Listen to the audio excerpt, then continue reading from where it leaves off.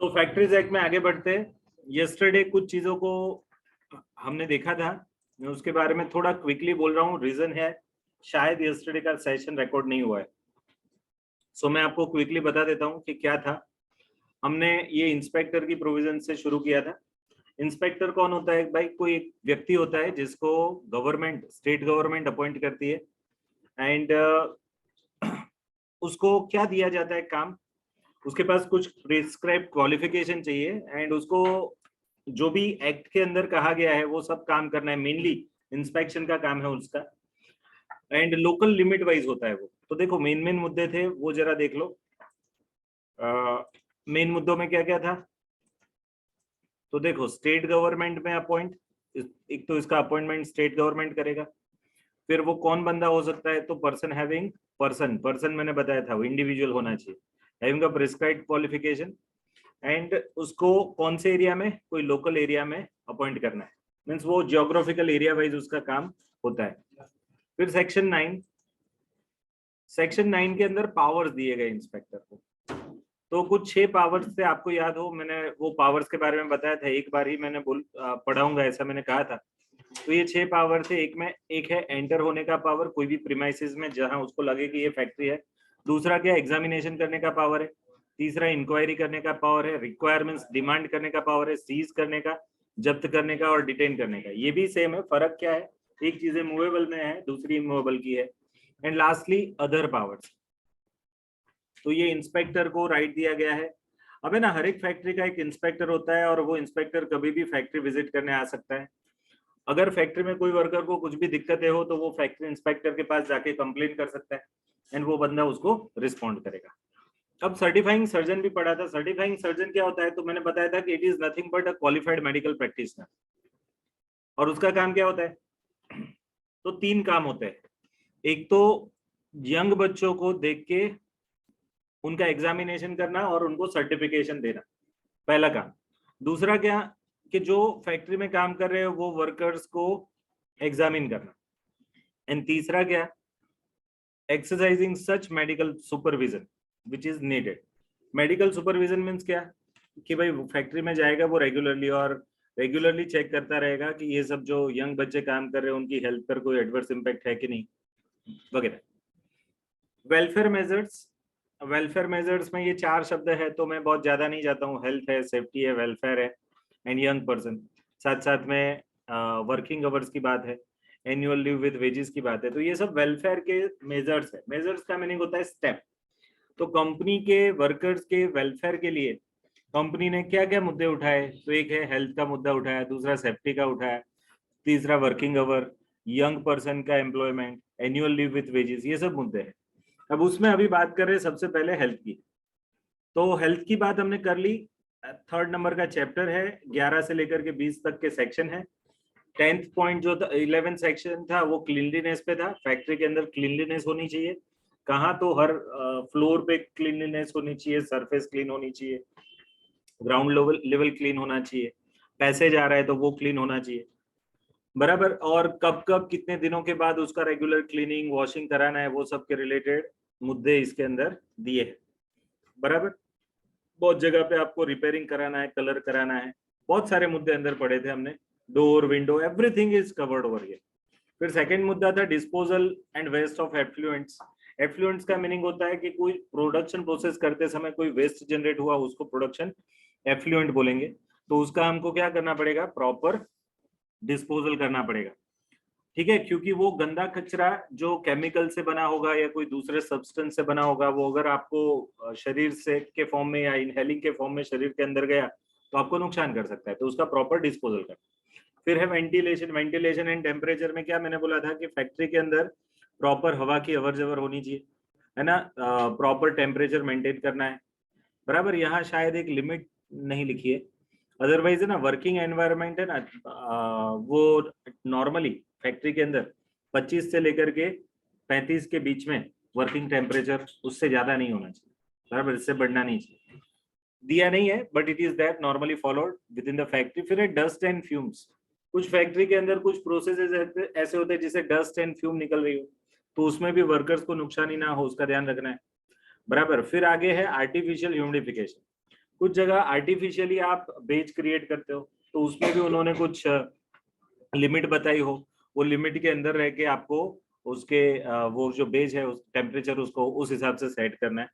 फिर over crowding हमने देखा था, फैक्ट्री के अंदर ओवर क्राउडिंग नहीं होना चाहिए, ये आपको याद रखना है। एटलीस्ट ये 14.2 cubic metres space for every worker, ये आपको याद रखना है। ट्रू एंड फॉल्स वगैरह में आ सकता है, बराबर है।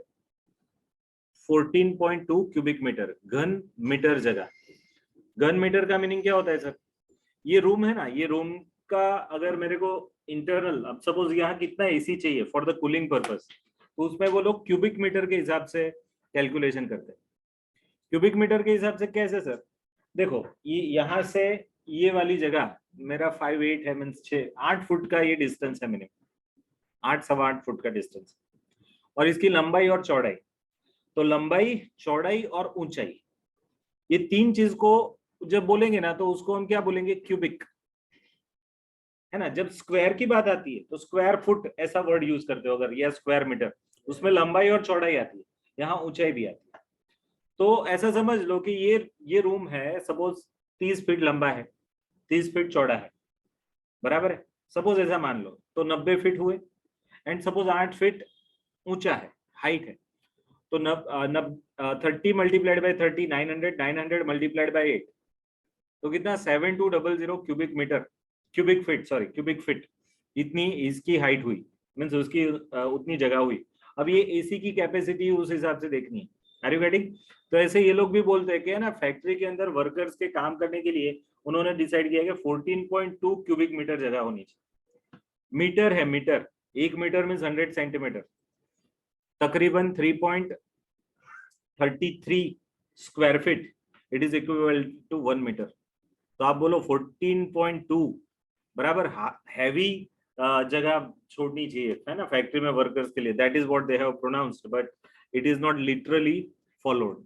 फिर लाइटिंग, लाइटिंग कैसा होना चाहिए? तो एप्रोप्रिएट लाइटिंग होना चाहिए। किसी को काम करते समय ना कम लाइटिंग पड़े ऐसा नहीं होना चाहिए, अदरवाइज आंख में तकलीफ होगी, नंबर्स बढ़ जाएंगे।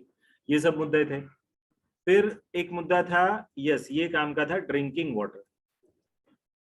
फैक्ट्री के अंदर ड्रिंकिंग वाटर होना चाहिए, और उसमें भी है ना 250 से ज्यादा वर्कर हो ना तो कूल ड्रिंकिंग वाटर होना चाहिए। एंड एक चीज है कि इसको at least 6 metres away from washing place, urinal, latrine, means 6 metre दूर रखना है गंदगी की प्लेसेस से, बराबर है। पानी की जो भी टंकी हो या जो भी आप पानी के लिए जगह रखो, बराबर, पानी का अलग अलग चीज है सर। पानी के लिए है ना, आप नॉर्मल स्कूल में, पुरानी स्कूलों में पढ़ते थे तो नल से पानी आता था, टंकी भरती थी। फिर कुछ आप फैक्ट्रीज या कुछ कंपनी में चले जाओ तो कंपनी के अंदर क्या होता है, कुछ कंपनियों में आजकल वो ठंडा गर्म सब पानी आता है ना, उसके ऊपर ये बॉटल्स रखे होते हैं, वो जगह, वो चीज है। इधर भी ऐसा है। फिर कुछ जगह कैसा होता है कि वो जग आते हैं, जग, है ना, जग में से पानी भरने का, ऐसा भी होता है। बट वो जो भी हो, वो जो जगह जहां से पानी मिल रहा है वो 6 मीटर अवे होनी चाहिए ये सब गंदगी से। वॉशिंग रूम है, यूरिनल है, लेट्रिन है, स्पिटून है वगैरह से, ओपन गटर है। फिर लेट्रिन एंड यूरिनल्स फैक्ट्रीज के अंदर लड़कों एंड लड़कियों के लिए अलग से यूरिनल्स फैक्ट्रीज में होने चाहिए, बराबर। एंड इधर भी 250 तो याद रखना ही रखना, मोर देन 250 वर्कर्स है तो उसके अंदर कुछ प्रिस्क्राइब्ड टाइप के यूरिनल्स होने चाहिए। मैंने बताया था वेस्टर्न एंड रेगुलर, बराबर, उसका रेगुलर क्लीनिंग होना चाहिए, वॉशिंग होना चाहिए, ये सब बड़ा इंपॉर्टेंट है। एंड मेल फीमेल का अलग से होना चाहिए, ये इंपॉर्टेंट था। लास्ट था स्पिटून। Spittoon means थूकदानी। कुछ वर्कर्स को क्या, वो माँ बाप पड़ीकी वगैरह खा के खुद थूकने की आदत होती है, तो ये स्पिटून, थूकदानी बोलते हैं उसको, है ना। तो वो उसी के अंदर आपको थूकना चाहिए, तो उसके लिए स्पिटून रखा है। तो स्पिटून भी रेगुलरली उसको क्लीन करना पड़ेगा कुछ डेटॉल वगैरह से, है ना। तो ये बातें थी। अब बातें आ रही है सेफ्टी की। आज हमको रियल में यहाँ से आगे बढ़ना है सेफ्टी से, ठीक है। तो यस्टरडे का लेक्चर था, उसका मैंने क्विक रिवीजन कर दिया कि जिससे क्या कि सपोज शायद रिकॉर्डिंग भी ना मिले हमको, तो एटलीस्ट इसके बेस पे हम इतना पढ़ सके, बराबर है। चलो, सेफ्टी है। सेफ्टी का चैप्टर नंबर 4 है। सेक्शंस इधर नहीं दिए हैं, वैसे सेक्शंस में बहुत जाने की जरूरत भी नहीं है, but it is chapter number 4। Chapter क्या होता है? It's a group of sections, बराबर। जैसे तीसरा चैप्टर हेल्थ का था, उसके अंदर सेक्शन 11 से 20 थे, तो इसी ये टाइटल के अंदर चैप्टर 4 के अंदर कुछ सेक्शन होंगे जो सेफ्टी के रिलेटेड है, और 1 से 19 मुद्दे हैं उसके अंदर। देखो 1 से लेकर के 19 पॉइंट्स। तो चलो सबसे पहला है फेंसिंग ऑफ मशीनरी। हर एक फैक्ट्री के अंदर मशीनरी का फेंसिंग होना चाहिए। फेंसिंग का मीनिंग क्या होता है कि उसको कवर कर दिया होना चाहिए। फेंसिंग वाड़ बोलते हैं ना गुजराती में, वाड़ो मीन्स एक कवरेज, एक आपको मालूम पड़े कि सपोज इधर मशीन है ना, तो यहाँ फेंसिंग कर दिया है, तो कोई बंदा इधर ये मशीन तक टच ना कर ले। खास करके इलेक्ट्रिसिटी के ट्रांसफॉर्मर्स और उसके आजू बाजू में भी ऐसा फेंसिंग करते हैं और डेंजर ऐसा कुछ लगा देते। उससे क्या होता है कि आदमी को एक इंडिकेशन रहता है कि भाई इधर नहीं जाना है। बाकी कुछ लोग तो क्या है, पराक्रमी लोग होते है ना, कहीं भी जाके हाँ यहाँ डेंजर है ना, मैं तो उधर ही जाऊंगा ना। कुछ लोग अपने आप को दिखाते हैं ऐसा, है ना, पोर्ट्रे करना होता है कि भाई मैं तो जोरदार हूँ, शूरवीर हूँ। शूरवीरता इसमें है ही नहीं कि जो अपेरेंट डेंजर है उसको आप फेस करो। अनफोर्सीन डेंजर आए ना, उस टाइम पे यू शो योर शूरवीरनेस, है ना।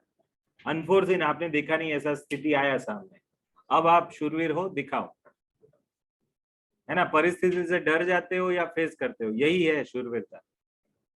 कोई भी चीज को आप फेस कर रहे हो ना, वो स्थिति, बराबर। तो ये फेंसिंग लगाने से क्या होगा, एटलीस्ट नॉर्मल लोगों को एक आइडिया आएगा कि ये डेंजर है, या ये मशीन है, ये गर्म है, ये मूव हो सकता है, रिवॉल्विंग मशीन होता है कभी कभी, तो बचोगे आप। तो एक फेंसिंग क्रिएट कर दो। दूसरा है वर्क ऑन और नियर मशीनरी इन मोशन। अब मशीनरी इन मोशन ये शब्द को आप खास समझो।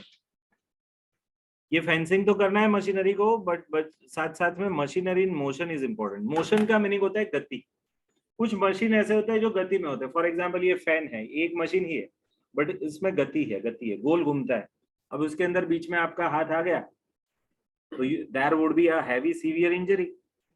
तो अब क्या करना चाहिए, मशीनरी इन मोशन के लिए क्या करना चाहिए, तो है ना, बचना चाहिए उससे। कुछ मशीन ऐसे ऐसे घूम रहे हो, बीच में आप आ जाओ तो मशीन थोड़ा देखेगा, वो थोड़ा आपको हॉर्न मारेगा और फिर निकलेगा, है ना। हम लोग अगर 2 व्हीलर 4 व्हीलर चलाते तो हॉर्न लगाते किसी को कि भाई मैं आ रहा हूँ, स्पीड में आ रहा हूँ, तो थोड़ी जगह दे। मशीन जा रहा है ना, वो भी पक्का है कि इधर से इधर ये जा रहा है, तो वो देखेगा नहीं। जब देखेगा नहीं तो खत्म, आपको इंजरी। तो फैक्ट्री में इंजरी ना हो इसलिए मशीनरी इन मोशन हो, तो वहां आपको क्या करना चाहिए, तो वहां भी आपको एक आदमी को रखना चाहिए कि जो आप दूसरे लोगों को इंस्ट्रक्ट करे कि भाई इधर मत आओ। या फिर जितना मोशन मशीन कवर कर रहा है वो पोर्शन को आप फेंसिंग कर दो, तो जिससे क्या दूसरे लोग उधर एक्सीडेंट ना करें। तीसरा है employment of young person on dangerous machine. अब इसके रिलेटेड नियम बनाए। यंग पर्सन है ना, डेंजरस मशीन पे काम नहीं करने चाहिए, और करे तो भी प्रॉपर सेफ्टी सिक्योरिटी के साथ, बराबर है। तो ये क्या है कि यंग पर्सन को डेंजरस मशीन पे नॉर्मली तो काम ही नहीं दे रहे। आप नहीं, छोटे बच्चों को वो चाकू नहीं देते कि भाई मत यूज करो, कभी कभी यूज कर लेता है तो तकलीफ हो जाती है। अब मेरा लड़का था, एक बार चाकू पकड़ के आया ऐसा, है ना, तो दोनों जगह, इधर भी लगा इधर भी लगा, तो वो टफ था, तो लगा उसको, तो डॉक्टर के पास जाना पड़ा। बच गया, स्टिचेस नहीं आए उतने, बराबर। तो ये क्या होता है, अब छोटे बच्चों को ध्यान में नहीं है कि कहाँ से पकड़ना है, तो ये यहाँ आपको ध्यान रखना है, बराबर। यंग पर्सन को डेंजरस मशीन नहीं देने। फिर आगे है अपॉइंटमेंट ऑफ सेफ्टी ऑफिसर्स। बच्चों आगे इसका मुद्दा आएगा, सेफ्टी ऑफिसर्स कितने वर्कर हो तो सेफ्टी ऑफिसर्स रखने कंपलसरी है, उसका मुद्दा आएगा, है ना। मिनिमम 500 वर्कर हो वहां से सेफ्टी ऑफिसर्स होते हैं, बट आगे आएगा 500 250, ये दो में ना, ये फैक्ट्रीज एक्ट में बहुत लिमिट्स दी है, तो अभी आप इसको लिखिएगा मत, बट मैं आपको बताता हूँ कि आगे ही है ये सेफ्टी ऑफिसर्स का मुद्दा। देखो मैं जरा ओपन करता हूँ।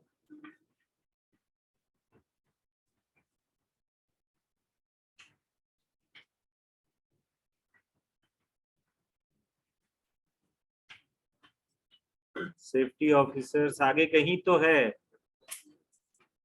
नहीं होगा तो फिर नसीब आपका।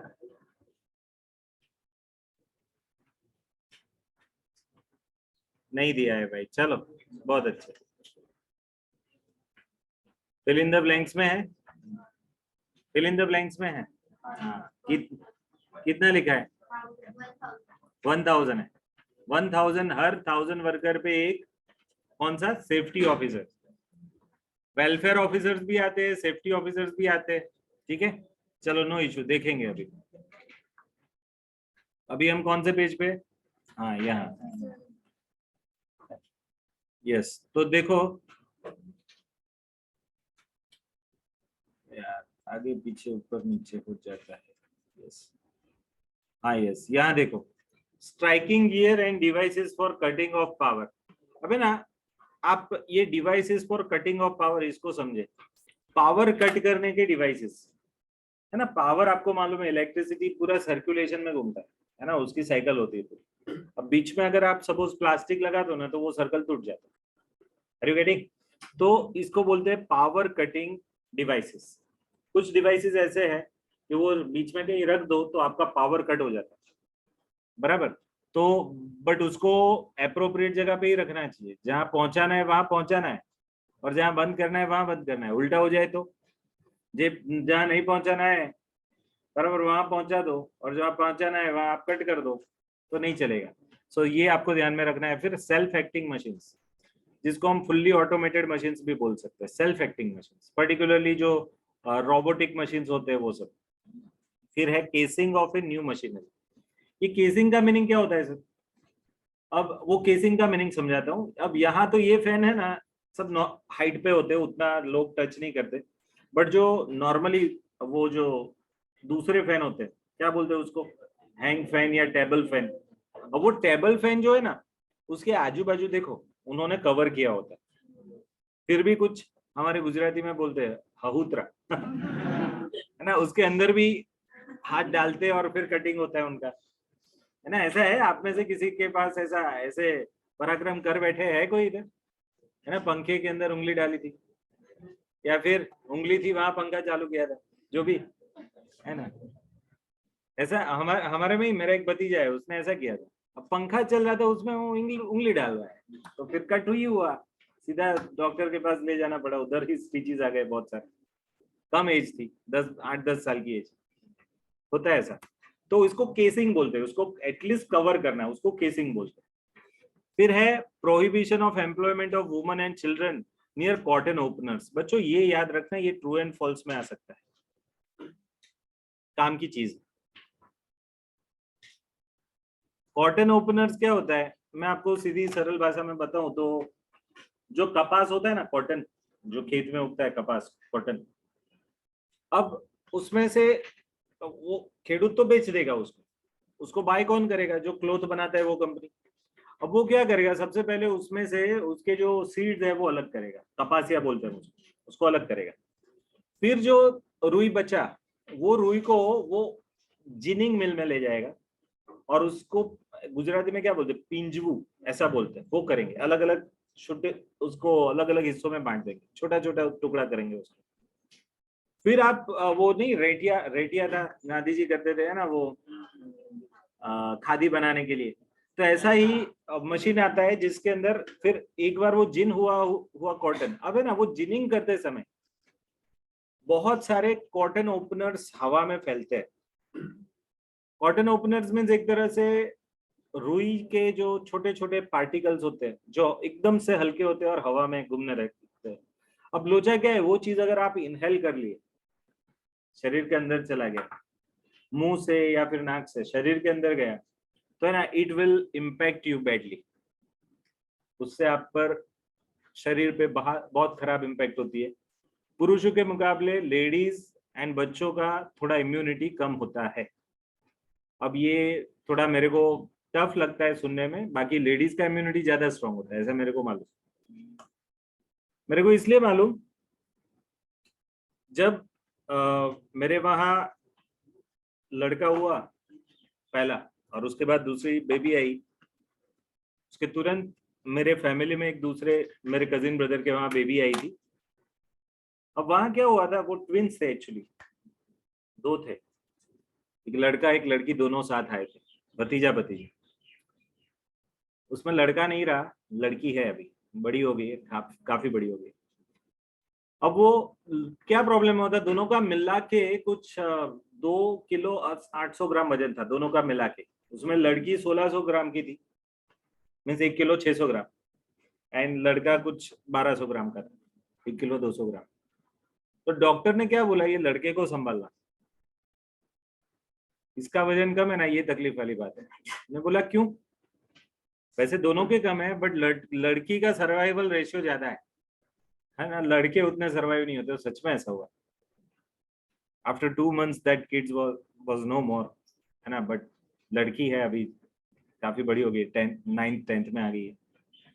बट मेरे को क्या बताना है कि उनका सिस्टम स्ट्रांग होता है, जन्म से they are ready to struggle ना, उनके पास ये ताकत है। लड़कियों के पास ताकत है, ज्यादा है, बट कौन सी?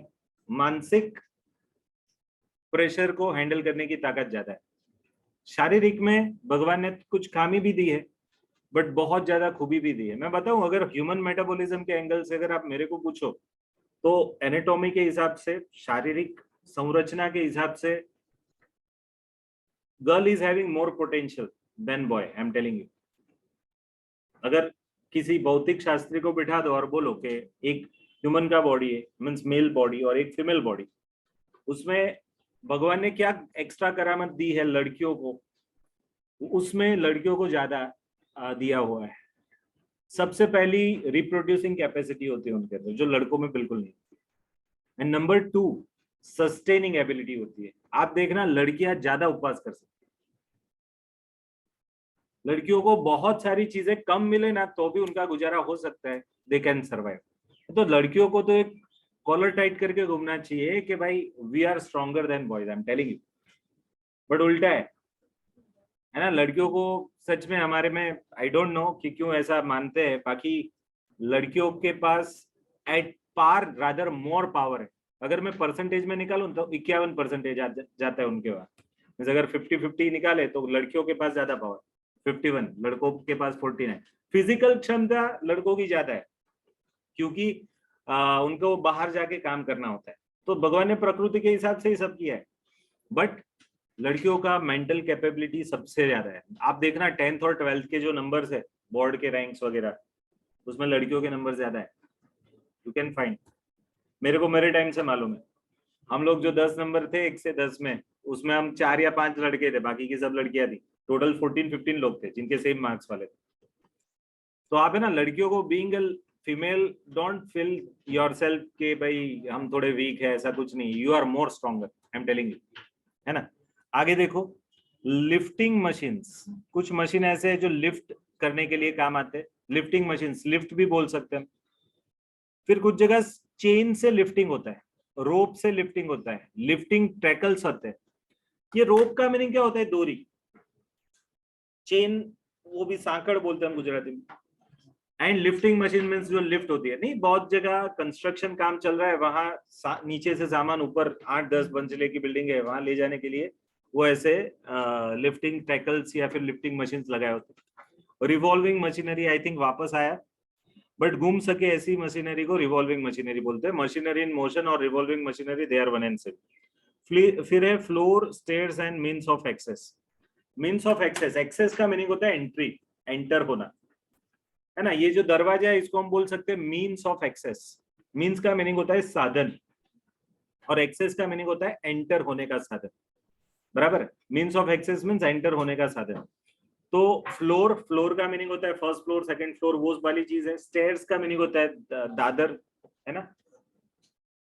और तीसरा है मीन्स ऑफ एक्सेस, जहां से एंटर होते हैं ये जगह। इतनी जगह है ना फैक्ट्री के अंदर सेफ होनी चाहिए कि लोग अच्छे से फैक्ट्री में एंटर हो पाए, फ्लोर क्लीन हो, स्टेयर्स क्लीन हो। अगर ये क्लीन नहीं होगे ना तो लोग गिर पड़ेंगे, गिरेंगे तो नुकसान होगा उनको, हेल्थ बॉडीली इंजरी होगी। So that is why safety के एंगल से ये सब चीजें अच्छी रखना, वेल मेंटेन रखना फैक्ट्रीज एक्ट में कंपलसरी है।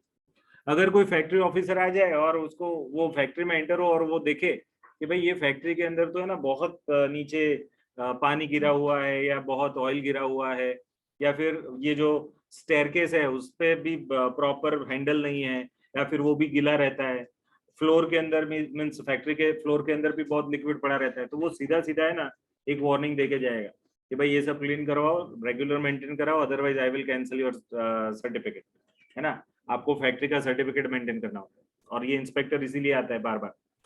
फिर है pits, sums, opening in floors etcetera. तो ये क्या है सर, sums opening in floors and pits. तो फ्लोर का मीनिंग क्या होता है, first floor second floor means कोई बड़ी मल्टी स्टोरीड बिल्डिंग में first story second story third story, ये जो स्टोर है उसको फ्लोर बोलते हैं। उसके ओपनिंग्स मीन्स जहां से आप एंटर होते हो वो स्टोर के अंदर, मीन्स सपोज फर्स्ट फ्लोर में एंटर होने की जगह, सेकंड फ्लोर में एंटर होने की जगह। अभी ना बहुत बार आपको मैं बताऊं, एटलीस्ट मेरे घर पे भी आप कभी आना विजिट करना, आई विल शो यू। जब आप एंटर होते हो, मैं फर्स्ट फ्लोर पे रहता हूँ, ग्राउंड फ्लोर हमारा रेंट पे जा रहा है। फर्स्ट फ्लोर पे आप एंटर होते हो ना, तो कुछ मैकेनिज्म ऐसा बना है कि 6 फुट की हाइट तक का आदमी है ना, उसको प्रॉब्लम नहीं है एंटर होने में मेरे घर में। बट 6 फुट से 1 इंच 2 इंच ज्यादा हो ना, और अगर वो संभल के ना है ना तो टच हो जाए, ऐसा है। दादर का एरिया ऐसा बना है, कुछ आर्किटेक्चरल इश्यूज थे उसकी वजह से ऐसा हुआ। अब ये क्या है सर, आप एंटर हो रहे हो, अब मेरा एक फ्रेंड है आकाश करके, 6 फुट 3 इंच हाइट उसकी। अब वो घर में जब भी एंटर हो ना, 2 बार तो उसको लगा यार आ क्यों बना है विषय। मैंने बोला भाई तू थोड़ा सर झुका क्या है, उसमें क्या है। बट है ना, ये आपको ध्यान में रखना है, कोई भी ओपनिंग की जगह जहां से आप एंटर होते हो ना, वो चीज तो ऐसी ही होती है कि जहां आपको सर संभालना है बराबर। एक्सेसिव वेट, ये क्या है, हेल्थ के एंगल से देखा जाए तो वर्कर्स को एक्सेसिव वेट लिफ्ट नहीं करना चाहिए। और अगर आप उसको बार बार फोर्स करोगे, एक्सेसिव वजन लिफ्ट करने से क्या होगा, सबसे बड़ा प्रॉब्लम आपकी स्पाइनल कोड में हो, कंबर। फिर दूसरे आपको पैर और घुटनों में तकलीफ होगी, पर्टिकुलरली घुटनों में, हाथ में भी। इवन अगर आप यहाँ लिफ्ट करते हो वजन, तो ये वाले खभा और वो सब शोल्डर इंजरी वगैरह तो बहुत हो सकती है। फिर प्रोटेक्शन ऑफ आईज, आंखों का प्रोटेक्शन, जहां आपको मालूम है वो स्पार्किंग होता है, वहां वो लोग रखते हैं आगे वेल्डिंग मशीन के, जो वेल्डर्स होते हैं उनके पास वो एक हाथ में पकड़ने की चीज होती है, और फिर वो वेल्डिंग करते हैं। इससे क्या, वो जो स्पार्क्स होते हैं उनके आंख में डायरेक्ट ना चले। फिर आगे है प्रिकॉशन अगेंस्ट डेंजरस फ्यूम्स, बहुत डेंजरस फ्यूम, गर्म फ्यूम, गैसेस वगैरह निकलते हैं। बहुत सारे वर्कर्स आपको मालूम है गवर्नमेंट कॉर्पोरेशन के मर जाते हैं, क्यों, कि वो गटर क्लीन करने के लिए नीचे गए हैं और वहां मीथेन गैस भरा, और वो बेचारा सांस नहीं ले पा रहा है, उधर ही मर जाता है ना। टफ चीज है, we should respect those people. वो लोग हमने फेंका हुआ कचरा है, वो साफ करने वो जाते हैं, उसका फैमिली सर्वाइव करने के लिए वो नौकरी करता है ऐसी। बाकी कचरा साफ करने की नौकरी कौन करेगा बताओ। वो आदमी का जान चला जाए तो उसका meaning there should be proper health and safety over there also, है ना। चलो ये फैक्ट्री में तो नहीं है, बट वहां भी, क्योंकि गैसेस वहां ही क्रिएट होते हैं जहां बंदियार पानी वगैरह हो ना, वहां से गैस क्रिएट होता है। You should be very careful, है ना। आगे है precaution regarding the use of portable electric light. वो नहीं, हम वो शादी वगैरह में कभी वो रात के टाइम पे वरघोड़ा निकलता है, तो वो कुछ लोग होते हैं वरघोड़ा के आजू बाजू में वो पोर्टेबल लाइट लेके घूमते हैं, पीछे जनरेटर से जुड़ा होता है ना। वो लाइट सफिशिएंट है आपको प्रॉपर झटका देने के लिए। अगर लीकेज हुआ और आपने पकड़ा है तो झटका लग सकता है। एंड कुछ लोगों का वजन कम हो ना कुछ लेवल से, तो वो झटके में वो मर भी सकते हैं। तो पोर्टेबल लाइट है ना, it is not good for health. But अब कभी सपोज कोई जगह पे ले जाना पड़ा पोर्टेबल लाइट, तो there should be proper safety for that. फिर है एक्सप्लोजिव ऑन इन्फ्लेमेबल ट्रस्ट। ये क्या होता है, जो लोग क्वारी क्वारी क्वारी नाम सुना है, क्वारी, कपची सुना है, कपची नाम, बड़ा पत्थर काला कलर का होता है, उसको कट करते तोड़ते छोटे छोटे पत्थर में कन्वर्ट करते, है ना। और वो हमारे स्लैब वगैरह में और सभी में, बहुत मकान कंस्ट्रक्शन रोड कंस्ट्रक्शन में यूज होता है। ये जो कपची है ना, वो जहाँ बनाई जाती है वो जगह को बोलते हैं क्वारी। क्या बोलते हैं, क्वारी। और वहां क्या लाते हैं, पत्थर लाते हैं बड़े बड़े, एंड फिर उसको लोखंड से एक मशीन से तोड़ते। अब है ना, वो तोड़ते तोड़ते क्या जनरेट होता है, डस्ट जनरेट होती है। कभी कभी तो वो बड़े पत्थर तोड़ने के लिए एक्सप्लोजिव लगाए जाते हैं, पत्थर मीन्स वो पहाड़ के आजू बाजू, फिर वहां से टूटेगा वो पत्थर। अभी एक्सप्लोजिव करने में, कुछ जगह तोड़ने में, इधर गिराना था, गिरा उधर तो तकलीफ, उधर कोई आदमी खड़ा है। So that is why explosive, inflammable, dust, gas, ये सबसे बचना है। फिर precaution in case of fire, है ना। फायर सेफ्टी तो अभी सिखाना ही है आपको, आपको मालूम है। Are you trained for this fire safety और नॉट? चलो अच्छी बात है, good task to me today. अभी मैं बताता हूँ आपको। Safety on building and machinery, building and machinery में सेफ्टी यूज करो and maintenance of building, building को रेगुलरली रिपेयर कराओ।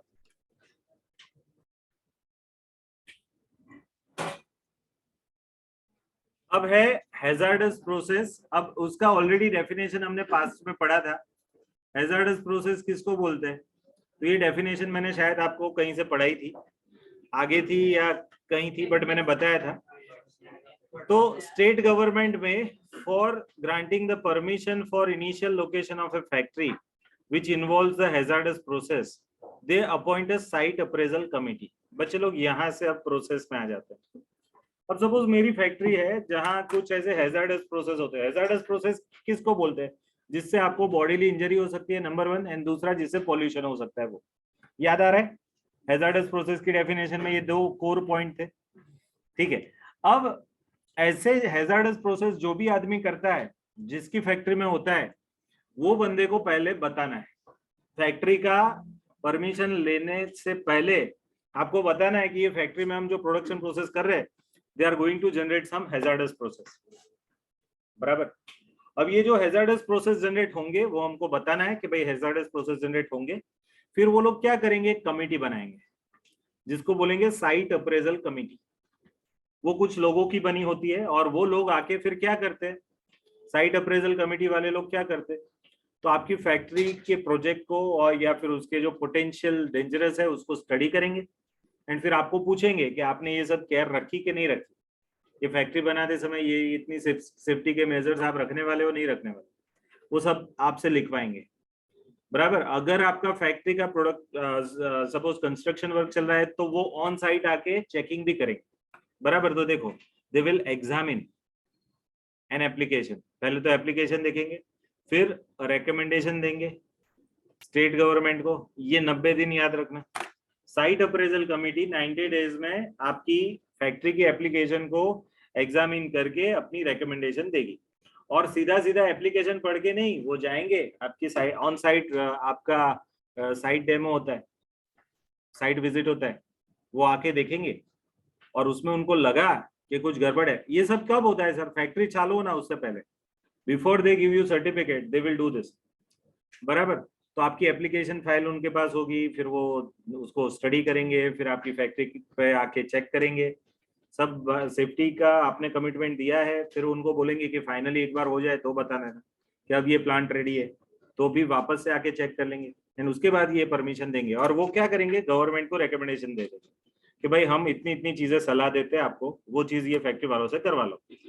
फिर कमिटी के पास पावर होते हैं कुछ, क्या? Power to call for any information. उनको जो भी इंफॉर्मेशन चाहिए, तो जो बंदा एप्लीकेशन कर रहा है दैट इज फैक्ट्री का ऑनर, दैट इज कंपनी का मालिक, तो वो बंदा वो सभी इंफॉर्मेशन उनको देगा, ये मंगवाएंगे उनसे। फिर when the application is not approved, तो there shall not be necessary to obtain a further approval from central board. अब ये क्या है सर? अगर सपोज आपकी एप्लीकेशन अप्रूव हो जाती है ना, when application got approve, sorry not approve नहीं, गॉट अप्रूव, आपकी एप्लीकेशन अप्रूव हो जाती है। अब ये कौन करेंगे? साइट वाले करेंगे ना, स्टेट वाले, स्टेट गवर्नमेंट ही अपॉइंट करती है ना साइट अप्रेजल कमेटी का। तो अगर स्टेट वालों ने आपको परमिशन दे दी, तो there is not necessary to obtain further approval from central board, है ना। Central board of the state board of pollution authority, उनके पास जाने की जरूरत नहीं है। इन लोगों ने एक बार आपको परमिशन दे दिया तो हो गया आपका। चलो आगे बढ़ते हैं। Power of central government. यहाँ सेंट्रल गवर्नमेंट को कुछ पावर दिए गए हैं कि फैक्ट्री को परमिशन दे ना दे, फैक्ट्री रिलेटेड पावर है। ये पावर उनको किसने दिए हैं? फैक्ट्रीज एक्ट में। फैक्ट्रीज एक्ट को ये फैक्ट्रीज एक्ट को बनाया किसने? वैसे भी सेंट्रल गवर्नमेंट ने, बट फैक्ट्रीज एक्ट को सेंट्रल गवर्नमेंट ने बनाया और फैक्ट्रीज एक्ट ने सेंट्रल गवर्नमेंट को कुछ पावर दिए, ठीक है। गवर्नमेंट बना भी सकती है एक्ट को और एक्ट को एग्जीक्यूट भी कर सकती है।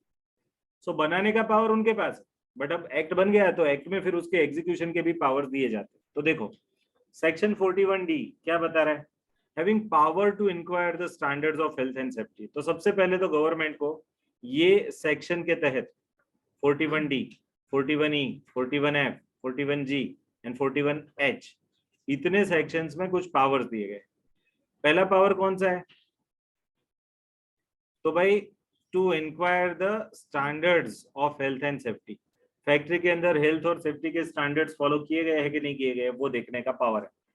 दूसरा है टू प्रोवाइड इमरजेंसी स्टैंडर्ड्स, है ना, कभी कभी कुछ नए प्रकार का फैक्ट्री शुरू होता है तो उसके लिए गवर्नमेंट के पास कुछ प्रूवन स्टैंडर्ड के स्ट्रक्चर्ड फॉर्मेट नहीं होते, तो उस टाइम वो लोग आप नए फॉर्मेट बना सकते हो, वो पावर दिए। फिर है fixing the maximum permissible threshold limit of exposure of chemical and toxic substance. Means factory के प्रोडक्शन प्रोसेस के अंदर केमिकल कितने यूज होंगे। टॉक्सिक का मीनिंग क्या होता है? Disturbing others. टॉक्सिक का मीनिंग क्या है? डिस्टर्बिंग अदर, दूसरों को डिस्टर्ब करे ऐसा मटेरियल टॉक्सिक मटेरियल। पर्टिकुलरली नहीं, आप जिसको बोलते हैं कि भाई ये है ना, ये केमिकल से आपको एलर्जी हो सकती है, ये केमिकल से आपको वो नहीं, कुछ केमिकल ऐसे है खंजवाड़ आएगी, कुछ केमिकल से आपको स्किन डिसीज हो सकते हैं, तो ऐसा, तो उसको टॉक्सिक नेचर का केमिकल बोलते हैं। तो वो लोग बोलते हैं कि गवर्नमेंट चाहे तो एक थ्रेशोल्ड, थ्रेशोल्ड का मीनिंग होता है एक बाउंड्री, लिमिट एक डिसाइड कर सकती है कि भाई इससे ज्यादा ये फैक्ट्री के अंदर ये चीज, ये केमिकल का एक्सपोजर ना हो। एक्सपोजर का इधर मीनिंग क्या है? यूटिलाइजेशन। फिर आगे है 41G में प्रोवाइड क्या है? Occupier shall set up a safety committee. Occupier क्या बनाएगा? एक सेफ्टी कमिटी बनाएगा consisting of equal number of representations of workers and management. इसके अंदर इक्वल, अब ये क्या होता है सर? सेफ्टी कमिटी है ना, इसको टिक करो ये वर्ड को, ये वर्ड ही बड़ा इंपॉर्टेंट है। हर एक फैक्ट्री में एक कमेटी होती है जिसका नाम है सेफ्टी कमेटी। उसमें दो लोगों के रिप्रेजेंटेटिव होते हैं, एक वर्कर्स के रिप्रेजेंटेटिव होंगे और दूसरे मैनेजमेंट के। क्योंकि कभी कभी क्या है कि वर्कर्स की कंप्लेंट मैनेजमेंट के तक नहीं आती और मैनेजमेंट की बातें वर्कर्स तक नहीं पहुंचती, तो क्या इनकी एक कमेटी बना ली जिसमें दोनों के मेंबर्स होते हैं, तो वो इकट्ठा होकर डिस्कशन करेंगे। बराबर है? आगे देखते हो 41H में क्या लिखा है? तो 41H में लिखा है कि it provides that workers have reasonable apprehension that there is a likelihood of imminent danger। ये क्या है? कुछ वर्कर को ऐसा मालूम पड़ता है कि ये टाइप का प्रोडक्शन प्रोसेस किया ना हमने, तो हमको ये डेंजर होने के चांसेस है, ये रिस्क है, हमको नुकसानी होने के चांसेस है, तो वो क्या करेगा? They may bring the same to the notice of occupier. तो वो ऑक्यूपायर की नजर में ये चीजें लाएगा कि सर आप ये फैक्ट्री ये करा रहे हो बट हमको ये डेंजर है। बराबर है? ऑक्यूपायर को ना बता पाए तो ऑक्यूपायर के रिप्रेजेंटेटिव दैट इज एजेंट को बताएगा या फिर मैनेजर को बताएगा या फिर any person who is in the charge, है ना, फैक्ट्री के अंदर जिसका चार्ज मींस जो भी ऑक्यूपायर है या फिर उसका पावर जिसके पास है उसको वो बताएगा कि आप ये सब चीजों को ध्यान में लो। सपोज इन्होंने ध्यान में ना लिया तो क्या करना है? तो फिर ये लोग सीधे सीधे फैक्ट्री इंस्पेक्टर के पास जाके कंप्लेन कर सकते। बराबर है? अब है वेलफेयर की बात। देखो हेल्थ एंड सेफ्टी तो हम समझ सकते हैं, हेल्थ मीन्स शारीरिक तकलीफ नहीं होनी चाहिए, सेफ्टी मीन्स वहां भी प्रोटेक्शन ही एक प्रकार से। बट अब बातें हैं वेलफेयर। वेलफेयर को गुजराती में बोलूं ना तो कल्याण बोलते, कल्याण। भगवान तमारू कल्याण करे, है ना, भगवान आपका वेलफेयर करे, God will do welfare of you. अब ये क्या आप आशीर्वाद देते हो कि भगवान तमारू कल्याण करे, मीन्स वो आपकी सुनता है कि भगवान पहला जो ही ले जाओ पहला लोग, ऐसा है? ऐसा नहीं। यहाँ वेलफेयर का मीनिंग होता है, एक चीज समझ लो, वेलफेयर में वर्कर्स को आप हेल्थ एंड सेफ्टी के अलावा कुछ एक्स्ट्रा फैसिलिटीज देते हो, that is coming under the definition of welfare. ठीक है?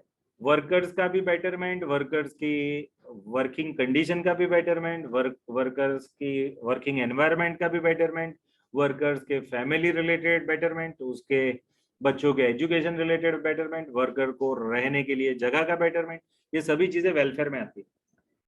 ठीक है? पहला है वॉशिंग फैसिलिटीज। अब है ना, जहां जहां फैक्ट्री में वर्कर को मशीन के अंडर में काम करना है, केमिकल या वो सब का टच होता है, पेट्रोल डीजल का टच होता है, ग्रीस ऑयल वगैरह का टच होता है, तो वहां है ना सबसे पहले वॉशिंग फैसिलिटी होनी चाहिए, facilities for washing. Sir washing means क्या? कपड़ा धोने का वॉशिंग मशीन? अरे वॉशिंग फैसिलिटी मीन्स क्या है? वहां आपको बाथरूम चाहिए, आपको खुद को वॉश करना है। क्यों? क्योंकि आप सोचो बहुत सारी फैक्ट्रीज में से कपड़े ही जाके बदलने पड़ते पहले से, तो हमारे घर के कपड़े पहन के वो फैक्ट्री में काम नहीं कर सकते आप, वो उधर का ब्लू कलर या ग्रीन कलर जो भी है वो कलर का कपड़ा पहन के जाना है। तो वो आप वहां नहा के निकलो, बराबर जाओ, तब कपड़े बदलो, वो रखो, दूसरा वहां के कपड़े पहनो, वो कपड़े भी उधर रेगुलर वॉश करो, और आप खुद भी नहा धो के बाहर आओ।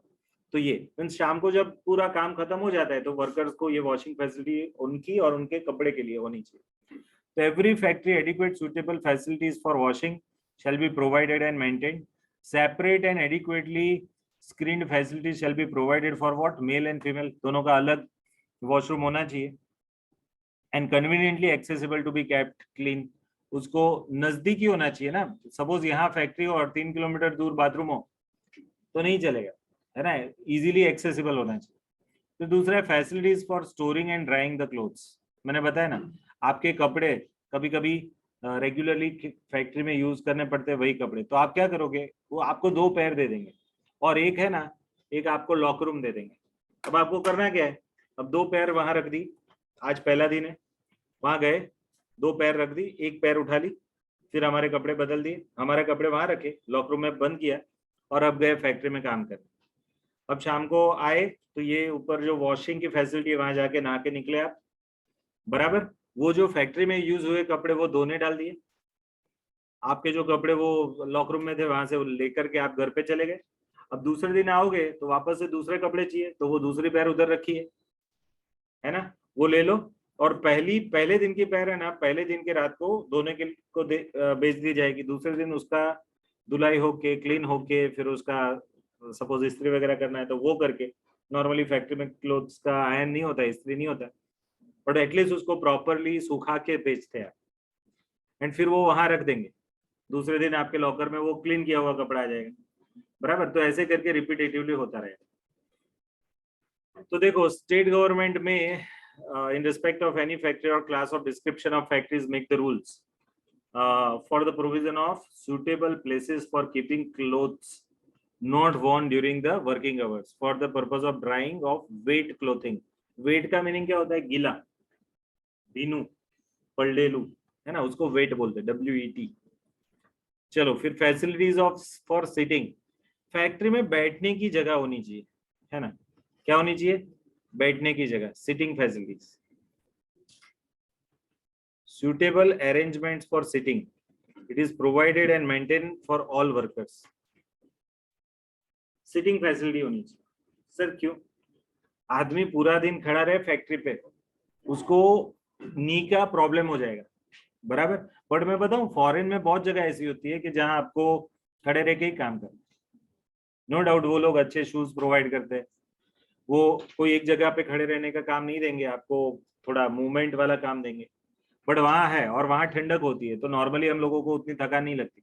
बट इंडिया में आप है ना सुबह से शाम सिर्फ खड़े रहो, ऐसा गारंटी दे रहा हूँ आपको, है ना, पैर में प्रॉब्लम हो जाएगा, कमर में प्रॉब्लम हो जाएगा, गर्दन में प्रॉब्लम होगा, क्योंकि आप ये पोस्चर से हैबिचुएटेड नहीं हो। अभी हम लोगों का भी, मेरा है ना, हमारा पूरा पढ़ाने का सिस्टम अब चेंज हो गया है।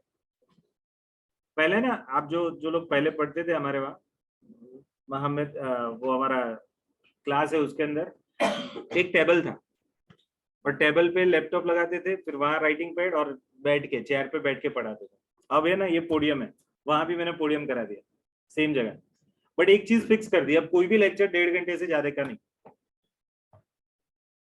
और आपको एक जगह एक ही लेक्चर। अगर मैं इंटर में आ रहा हूँ तो मेरा एक सब्जेक्ट में एक ही टीचर का एक ही लेक्चर, ऐसा।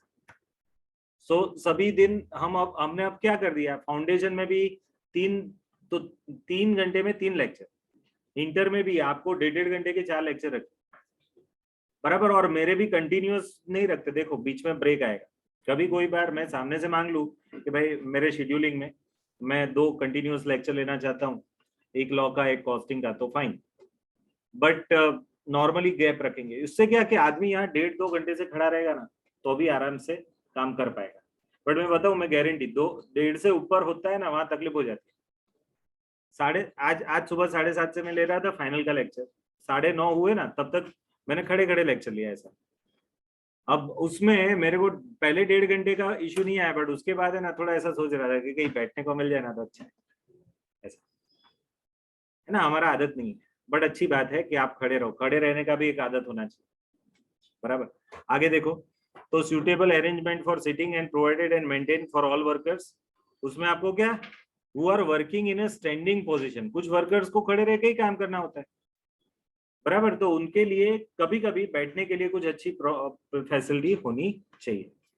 फिर आगे फर्स्ट एड अप्लायंसेस, अब ये तो होने ही चाहिए, घर पे रखते हैं हम तो, फैक्ट्री में तो रखेंगे ही रखेंगे। फर्स्ट एड अप्लायंस मीन्स क्या, आपको कुछ भी बेसिक प्रॉब्लम हो तो सर्दी खांसी की गोली हो सकती है, सोफ्रामाइसिन हो सकती है, बराबर, बैंडेड हो सकती है, फिर कॉटन हो सकता है, और वो क्या पाटा हो सकता है, इतनी चीजें तो रखनी ही रखनी है, डेटॉल हो सकता है, ये सब फर्स्ट एड में आता है, बराबर। तो first aid appliances shall be provided and maintain during the all working hours, जितना टाइम फैक्ट्री खुला है ये, और क्यों, कब, फॉर एवरी 150 वर्कर्स, जब भी 150 से ज्यादा वर्कर एक साथ एक ही 8 घंटे के ड्यूरेशन में काम करते हैं, तो वहां कंपलसरी है इधर क्या, कि there should be properly first aid appliances available, and जहां 500 से ज्यादा वर्कर है, ठीक कीजिए, वहां एम्बुलेंस चाहिए। तो ये याद रखना, एमसीक्यू में आ सकता है, 150 से ऊपर क्या, फर्स्ट एड अप्लायंसेस, बराबर, एंड 500 से ऊपर लोग हो तो कंपलसरी एम्बुलेंस। तो जिन फैक्ट्रीज में 500 या उससे ज्यादा वर्कर्स काम करते हैं, वहां ये एम्बुलेंस होना बट नेचुरल है, कंपलसरी। फिर है कैंटीन, अब ये नंबर भी याद रखना, 250, यहां से सबसे ज्यादा पूछा जाता है, मोर देन 250 वर्कर्स, तो आपको कैंटीन चाहिए। कैंटीन मीन्स क्या सर, कैंटीन मीन्स घर से नहीं लाने का खाना, उधर ही का खाने का, ऐसा नहीं, कैंटीन मीन्स एक ऐसी जगह जहां बैठ के आप खा सकते हो, आप घर का खाना भी खा सकते हो अपना टिफिन लेके, एंड दूसरा क्या, कि अगर घर का खाना ना हो तो वहां भी आपको नाश्ता या खाने की फैसिलिटी हो, ऐसी जगह को कैंटीन को, बराबर। फिर है shelter, rest room and lunch room. Shelter का मीनिंग क्या होता है, छत। अब कुछ जगह ऐसा होता है कि थोड़ा खुला खुला होता है, बट छत होनी चाहिए, बाकी क्या, वो सनलाइट आपको डायरेक्टली टच करेगी और तकलीफ, तो शेल्टर होना चाहिए। तो if more than 150 workers are employed, shelter चाहिए। दूसरा एक रेस्ट रूम है, रेस्ट रूम वैसे दोनों को सेम मानते, बट रेस्ट रूम का मीनिंग जहां बैठ के आप आराम कर सकते हो, सब फैक्ट्री में काम करने जाते हो, आराम करने जाते हो, बट आप समझो फैक्ट्री में, आगे मैं टाइमिंग का पढ़ाऊंगा प्रोविजन, उसमें ऐसा है कंपलसरी आपको एक आधे घंटे का ब्रेक चाहिए, एंड फिर 15 मिनट का एक ब्रेक चाहिए, ये कंपलसरी है, फैक्ट्री में इतना ब्रेक देना कंपलसरी है। 8 घंटे के ड्यूरेशन में एक 4 घंटे के बाद आधे घंटे का ब्रेक, एंड दूसरा लास्ट 2 आवर्स के पहले 15 मिनट का टी ब्रेक, ये कंपलसरी है। मीन्स आपको 8 घंटे बुलाएंगे, बट काम तो आपके पास 7 आवर्स 15 मिनट का ही ले सकते हैं, इतना ब्रेक देना कंपलसरी है as per factory act.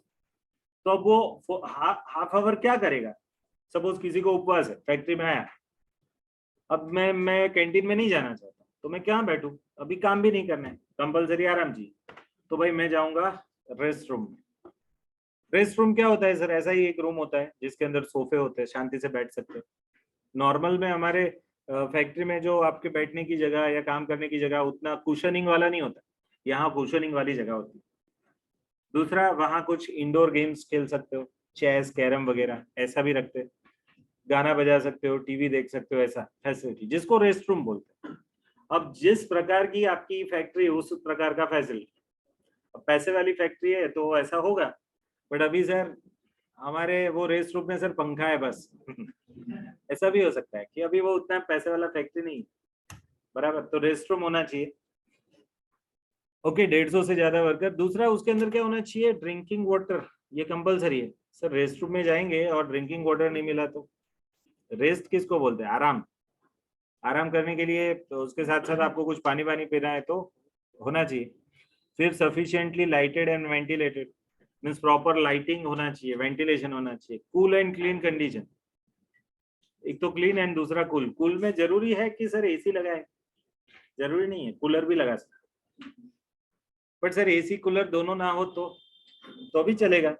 At least वो ऐसी जगह होनी चाहिए कि जहां डायरेक्ट सनलाइट खिड़कियों वगैरह में से ना आए, थोड़ा ठंडक लगे, ऐसा रेस्ट रूम में जाके आप सच में रेस्ट कर सको, ऐसी स्थिति में होने चाहिए, बराबर। फिर आगे देखो क्रीचिस, अब ये भी फैक्ट्री के अंदर, क्रिचीज को मैं गुजराती में बोलूँ ना तो घोड़ियों बोलते, घोड़ियों।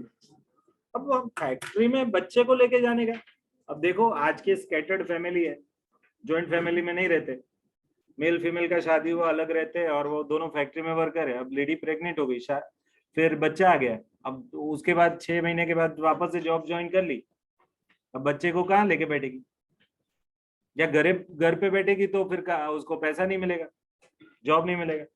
तो उसके लिए वो है ना बच्चे को लेके जाए फैक्ट्री में। नियम बना है कि जिस फैक्ट्री में 30 से ज्यादा वुमेन वर्कर काम कर रही है वहां क्रीचीज होना कंपलसरी है, वहां एक अटेंडेंट होना जरूरी है, और 6 साल से कम तक के बच्चों को वहां वो अटेंडेंट एक आया रखी जाएगी और वो उनका ध्यान रखेगी। लेडीज अगर बहुत छोटे बच्चे फीडिंग वाले हैं तो लेडीज जाएगी उधर रेगुलरली बच्चों के लिए। अगर बच्चे बड़े हो चुके हैं तो उनको नाश्ता, पानी, दूध, खेलने के साधन, रमकड़ा सब देंगे, बराबर। तो ये कंपलसरी है क्रीचीज। देखो सर घोड़ियों क्यों, अब छोटे बच्चे सोने के लिए वो जरूरी है ना। आप में से कितने थे जिनको ये आदत में था घोड़िया? होंगे होंगे, बहुत सारे होते हैं। और ये ना हो ना तो नींद नहीं आती, उनके पेरेंट्स को बहुत तकलीफ होती है। ये घोड़ियों छोड़ा हूं ना, इट्स अ टफ जॉब है ना, और मदर से वो हो ही नहीं पाता है, इसलिए वो अपने मम्मी के वहां जाती है। घोड़ियों छोड़ा मम्मी ने दिया, हाँ यस। उसकी मम्मी क्या करेगी, वो 1-2 दिन लेडी को रखेगी, तू बच्चे से दूर रहे, तो उसको खिलाना पिलाना तभी आना, अदरवाइज तू दूर रहे। 2 दिन तक वो बच्चा मम्मी से दूर रहता है, और उसकी जो नानी है वो उसको अलग अलग जगह पे ले जाती है, खिलाती है, और उसे वो थक के सो जाता है। बाकी क्या सुलाने के लिए वो घोड़िया जरूरी, इधर क्या उसको थकाएंगे, तू भाई खेल थक, और फिर वो सो जाता है, और धीरे धीरे फिर वो आदत छूटती है ना। ये मैं इसलिए बोलता हूँ कि मेरे 2 बच्चे हैं, और मेरी बहन उसके भी 2 बच्चे, तो वो भी इधर आई थी और मेरी वाइफ भी उधर गई थी, है ना, अपने अपने मम्मी के वहां जाके ये सब। सो दैट ऑल एक्सपीरियंस अभी कुछ सालों पहले का ही है, बट ये सब होता है ना। आप लोग आई थिंक ये जिस एज में हो शायद ना मालूम हो, कुछ लोगों को मालूम भी होता है जिनकी बड़ी बहनें होती है और जिनकी शादी हो गई उनको नॉर्मली आइडिया होता है। चलो क्रिचेस तो देखो, मोर देन 30 वुमन, ये याद रखना 30 वाला, and suitable room for the use of a children under the age of 6 years, बराबर, adequately ventilated, बराबर, एंड यस ये टिक करना रह गया, आप टिक कर दो, under the charge of what, woman, और वो भी वुमन कैसी, trained woman to take care of the children and infant. Sir children and infant में फर्क क्या है? नवजात शिशु, नया नया जन्मा हुआ बालक, उसको इन्फेंट बोलेंगे, और जो ग्राउंड लड़का है, 2-3 साल 4 साल का लड़का लड़की है, उसको चिल्ड्रन बोलेंगे, ठीक है, वहां लेके जा सकते हो। चलो welfare officers, yes yes yes ये रहे, देखो वेलफेयर ऑफिसर्स ये ढूंढ रहा था मैं, 500 मैं बोल रहा था ना, ये रहे देखो, 500 से ऊपर अगर वर्कर्स है तो वेलफेयर ऑफिसर चाहिए, एंड सेफ्टी ऑफिसर के लिए शायद 1000 है वर्कर्स, बट वेलफेयर ऑफिसर 500 के ऊपर वर्कर हो तो हर एक फैक्ट्री में एक वेलफेयर ऑफिसर चाहिए, बराबर। एंड ये वेलफेयर ऑफिसर क्या करेगा, वर्कर्स की वेलफेयर का ध्यान रखेगा, है ना। फिर आगे देखो वर्किंग आवर्स, नाउ सबसे एक्साइटेड, एकदम एक्साइटिंग प्रोविजन है। अब है ना ये आपको जानना जरूरी भी है, और वो लोग पूछते भी है, बड़े फ्रिक्वेंटली पूछते हैं क्या कि फैक्ट्री में वर्किंग आवर्स कितने होते हैं सर। अब है ना सुन लो, बड़े क्लियर, पहले बाद में अंदर, पहले मैं बताता हूँ सुनो। कोई भी फैक्ट्री के अंदर नॉर्मली अगर शिफ्ट हो 8 आवर की तो 3 शिफ्ट होती है, तो वहां 8 आवर्स होते हैं मैक्सिमम। बट जहां शिफ्ट वर्किंग ना हो वहां उन्होंने बोला है कि 9 hours is the maximum time for which you can call a worker. और अगर 9 आवर्स से ज्यादा उससे आपने काम करवाया तो उसको हम क्या मानेंगे, ओवर टाइम। दूसरी बात सुनिएगा, ये कंपलसरी है, दूसरी बात 9 आवर्स के ऊपर ओवर टाइम। दूसरा, 2 क्राइटेरिया है ओवर टाइम गिनने कि पूरे 7 डेज में एक दिन छुट्टी कंपलसरी है, वो भी पढ़ेंगे हम आगे, लीव वाला मुद्दा आएगा तब मैं पढ़ाऊंगा कि वीक में पहला ही दिन छुट्टी वाला होता है, इसलिए देखो Sunday is a holiday and your week start from the midnight of Saturday, तो दैट इज संडे के बिगिनिंग में ही आपका वीक शुरू होता है, और पहला दिन ही छुट्टी रखना, ऐसा है उनका सर, ऐसा हाँ। बट है ना ये कंसेप्ट आप अलग पढ़ते हो, हम लिखते क्या है, हॉलीडे का स्पेलिंग क्या होता है? HOLIDAY, है ना? मैं ऐसा कर दूं HOLLYDAY, तो हॉलीडे, पवित्र दिवस, है ना? क्रिश्चियनिटी में से ये सब आया हुआ है। क्रिश्चियनिटी में है ना, संडे का टाइम है ना, उसमें सब लोग चर्च में जाते। इधर है कोई क्रिश्चियन? है नहीं है? आई थिंक ऑनलाइन में शेरोन करके है कोई, वो शायद हो सकती है क्रिश्चियन। शेरोन नाम उनका ही होता है नॉर्मली, बट वॉट एवर। सुनिए, ये जो क्रिश्चियन लोग हैं ना, उनको ऐसा है कि संडे को सुबह सुबह में चर्च में जाने, नॉर्मली लोग जाते, कंपलसरी, मैंडेटरी जैसा है, जाना ही जाना है, और वहां प्रेयर करनी, प्रार्थना करनी, बराबर है। और सुनिए, उनका जो वीक है ना, वहां उसकी शुरुआत संडे से। मीन्स आप सोचो कि उनमें भगवान प्रायोरिटी में, फर्स्ट डे उसका मॉर्निंग, और उसमें भी आपको जाना कहाँ है? चर्च में। तो आप सोचो, आपके वीक में आपका सबसे पहला टास्क क्या है? सुबह उठ के सबसे पहला टास्क, आप फ्रेश हो जाओ, उसके बाद you go to the church, get the blessings of the God, and then go ahead with your week. But हम लोग संडे को क्या मानते हैं मालूम? वीकेंड। हम क्या मानते हैं? वीकेंड, ये वीक की शुरुआत है भाई, हम लोग वीकेंड मानते हैं, सैटरडे संडे संडे। और उस दिन तो हम क्या करते हैं, 9-10 बजे उठते हैं। कुछ हमारे मित्र है, वो 9-10 बजे उठेंगे, नाश्ता चाय करेंगे, फ्रेश हो जाएंगे, वापस सो जाएंगे 2 घंटे। 12 बजे उठेंगे, फिर नहाएंगे, फिर खाना पीना खा के फिर सोचेंगे अब कहाँ जाना है, मूवी देखने जाना है, या वहां जाना है, वहां जाना है, ऐसा जैसा बच्चे बोले वैसा, है ना? मेरे मेरे पर्सनल सर्कल में कुछ लोग ऐसा करते हैं। आइडियली है ना, वीक की शुरुआत आप सोचो, आप you are being a believer of a God, आप उनको पहला स्थान दो, एंड फिर आगे का आप चलो। आप देखो, कोई भी नया बिजनेस शुरू करते हो, कुछ भी, तो आप गणेश पूजा करते हो, है ना? भगवान को पहले याद करते हो ना। जरूर नहीं कि हर एक हिंदुओं में ये करेंगे, मुसलमानों में कुछ और करेंगे, क्रिश्चियनों में कुछ और करेंगे, जैनों में अलग होगा, बुद्धिज्म में अलग होगा, हर एक धर्म वाइज होगा। बट आप भगवान को ध्यान में रखते हो सबसे पहले, जब भी कुछ नया शुरू करते हो। तो वीक की शुरुआत में बहुत अच्छा कल्पना है इनका, बट वो हॉलीडे का एल निकाल दिया, हॉलीडे हो गया, रजानो दिवस, है ना? पूरा कंसेप्ट चेंज।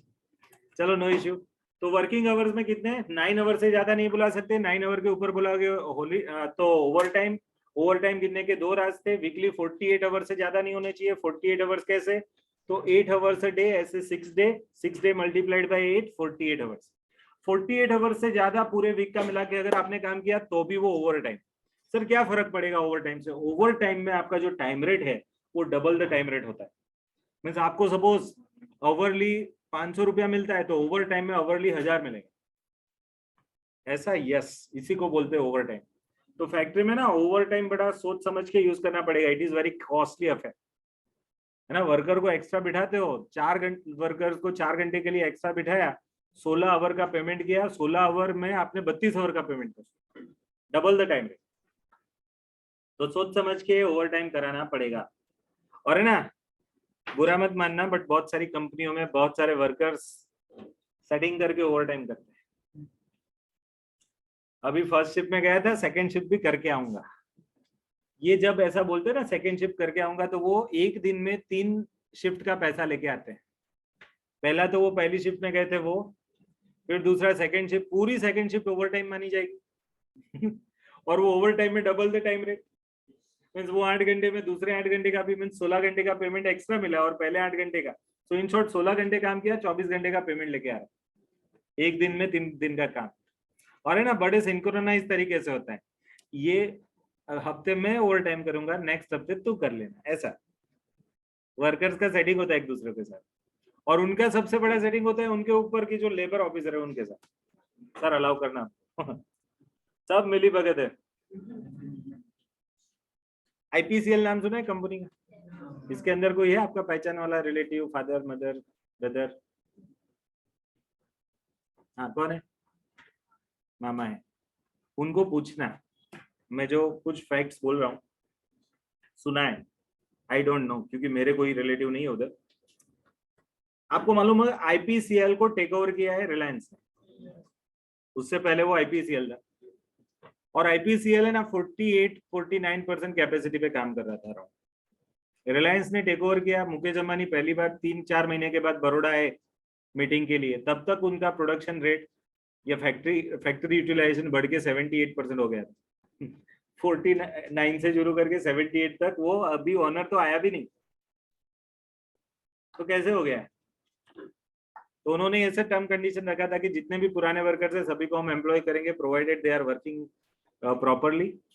फिर 1 महीने पहले वीक तो सब लोगों ने अच्छा काम किया, बट फिर है ना देखा कि कोई नहीं आता, कोई नहीं आता, फिर सब लोग क्या, मैंने ऐसा सुना है, अगेन मैं बोल रहा हूँ, मैं क्लियर नहीं हूँ, ऐसा सुना है कि लोग दाबड़ा लेके जाते। अब ये क्या होता है सर? पक्का है आज तो ओवर टाइम करने का ही है, और ओवर टाइम में करने का नहीं, सो जाने का, एसी मस्त चालू करके दाबड़ा लेके जाने का, सो जाने का, नींद लेके आएंगे और डबल पगार लेके जाएंगे, काम नहीं करने ऐसा। और फिर क्या हुआ? फिर क्या 2 महीने के बाद एकदम से रेड कराई, कुछ लोग पकड़े गए, उनको छोड़ दिया निकलो, क्योंकि साइन कराया था सभी को कि अगर कुछ गलती पकड़ी गई तो ऐसा होगा। तो यही प्रॉब्लम है प्राइवेट और पब्लिक में। तो आई थिंक उसके बाद उनका अच्छा चल रहा है। तो ये मैनेजमेंट का डिफरेंस है कि अगर आपका कंट्रोलिंग प्रॉपर ना होना तो ऐसा हो सकता है, बराबर। तो देखो वर्किंग कंडीशन में no adult worker shall be required to allowed work in a factory for more than 9 hours a day। दिख रहे हो, एडल्ट वर्कर के लिए 9 hours a day लिखा है। फिर सेक्शन 55 क्या बोल रहा है? Period of work for adult shall be so fixed that no period exceed 5 hours and he had an interval of the race for at least half an hour। Means क्या, पहले 5 घंटे कंटिन्यूअस आप नहीं बिठा सकते, अगर 5 घंटे से ज्यादा बिठाया तो यू वायोलेट सेक्शन 55। तो क्या है, नो पीरियड शैल एक्सीड 5 आवर्स, कंटिन्यूअसली उसको 5 घंटे नहीं बिठा सकते, इसलिए क्या करेंगे, 4-4.5 घंटे के बाद एक ब्रेक दे देंगे आधे घंटे का। देखो इधर लिखा है। तो क्या होता है, आप सोचो आइडियली सपोज आपका फैक्ट्री का टाइम 9 बजे चालू होता है, तो 9 से 1:30 के बीच में 4.5 घंटे हो गए, फिर 1:30 बजे ब्रेक पड़ता है खाने का, 1:30 से 2 के बीच में वो खाने का ब्रेक, फिर 2 बजे से वापस से चालू, फिर आगे आएगा 15 मिनट का ब्रेक। देखो तो देखो interval of rest of at least half an hour, आधे घंटे का तो एटलीस्ट हाफ एन आवर आपको मिलना ही चाहिए। फिर सेक्शन 56 क्या बता रहा है कि भाई inclusive of his interval of rest spread over should not be more than 10.5 hours a day. अब सपोज कुछ फैक्ट्री में ऐसा है कि हर 3 घंटे के बाद ब्रेक दे देते 15 मिनट आधे घंटे की, तो फिर फैक्ट्री में 8 घंटा भी काम करना जरूरी है। अब 3 ब्रेक आधे घंटे की दे दी हर 2-2 घंटे के बाद, तो आप सोचो 2 घंटा आधे घंटे की ब्रेक, फिर वापस से 2 आवर्स आधे घंटे की ब्रेक, वापस से 2 आवर्स आधे घंटे की ब्रेक, एंड लास्ट में आधे 2 आवर्स। तो अब ऐसा करोगे ना तो 2 आवर्स के 4 स्लॉट हो गए, 8 घंटे हो गए, एंड आधे घंटे की 3 ब्रेक, सो 1.5 घंटे वो हो गए, तो 9.5। इन लोगों ने 1 आवर और रखा है 10.5 बस। कुछ लोग 1-1 घंटे के बाद ब्रेक देंगे, कोई प्रॉब्लम नहीं, बट सब ब्रेक के साथ का टाइम ओवर मिला के 10.5 घंटे से ज्यादा नहीं होना चाहिए। तो रेस्ट, दूसरा स्प्रेड ओवर, ये सब मिला के 10.5 घंटे से ज्यादा कोई वर्कर को फैक्ट्री में नहीं बिठा सकते, और बिठाओगे तो ओवर टाइम देना है, ठीक है। Section 51 provides that no adult worker shall be required to work in factory for more than 48 days in a week। देखो ये भी नो एडल्ट वर्कर ऐसा लिखा है क्लियरली, ये ठीक नहीं किया, आप कर दो नो एडल्ट वर्कर ये वाला। तो एडल्ट वर्कर 48 आवर से ज्यादा के लिए काम नहीं कर सकता। चलो वीकली हॉलीडे देखो तुरंत ही है, ये क्या है लास्ट प्रोविजन आज की कि आपको फैक्ट्री के अंदर वीकली एक हॉलीडे होना चाहिए। तो देखो no adult worker is allowed to work in a factory on the first day of the week. देखो बड़ा clear, first day of the week. और ये सब प्रोविजन एडल्ट वर्कर के लिए है, क्यों? क्योंकि छोटे बच्चों के लिए ये आवर्स अलग है, बराबर।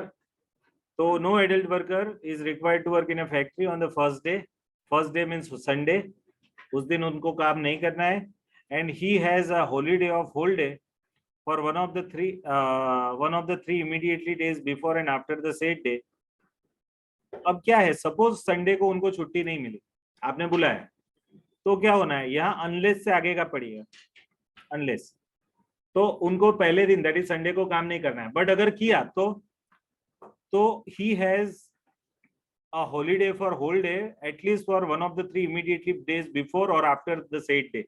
संडे से 3 दिन पहले कोई एक दिन आपको पूरी छुट्टी दे दी जानी चाहिए, या फिर संडे के बाद के 3 दिनों के अंदर आपको एक दिन की पूरी छुट्टी दे दी जानी चाहिए। एंड मैनेजर जो है उसको पहले से इन्फॉर्म करना चाहिए फैक्ट्री इंस्पेक्टर को। तो देखो, manager of a factory before the set day or the substituted day whichever is earlier deliver a notice at the office of the inspector, है ना। सपोज कोई वर्कर को हम संडे बुला रहे हैं, तो इंस्पेक्टर को बताओ कि भाई ये वर्कर को हमने संडे बुलाया है, बट उसको पिछले 3 दिन में एक छुट्टी दे दी है, या फिर नेक्स्ट 3 दिन में ये छुट्टी हमने मंजूर की गई, ऐसा। To enquire the worker to work on the day set day in which it is to be substituted. Substituted means suppose Sunday की जगह उसको बोला तेरे को ट्यूसडे छुट्टी दे देंगे, तो वो जो चीज है आप है ना नोटिस भेजो इंस्पेक्टर को। And it must also be displayed a notice in the factory. Factory के नोटिस बोर्ड पे भी ये नोटिस बोर्ड में ये चिपका हो कि इतने वर्कर्स को हम संडे बिठाएंगे और उनका हमने छुट्टी ये दिन मंजूर किया है, ठीक है। तो इंस्पेक्टर संडे को चेक करने आया और फैक्ट्री चालू है, तो वो तो सीधा केस करेगा, क्यों भाई, है ना। संडे को क्या काम क्यों कराते हो, 7 डेज काम कराते हो वर्कर से। तो उसको बताओ कि देखो भाई नोटिस पीरियड बढ़ लो, और देखो हमने आपको भी नोटिस भेजी, ठीक है। अब ये कॉम्पेंसेटरी हॉलीडेज से आगे का जो है वो नेक्स्ट पढ़ेगा।